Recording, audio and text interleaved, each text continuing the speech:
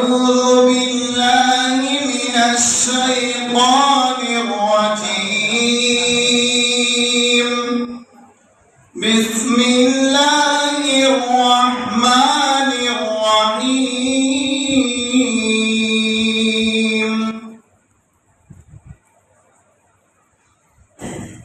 أفحسبتم أنما خلقناكم عبثا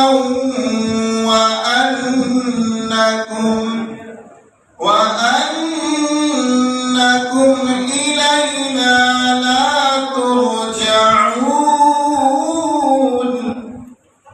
فتعالى الله الملك الحق لا إله إلا هو رب العرش الكريم. ومن يدع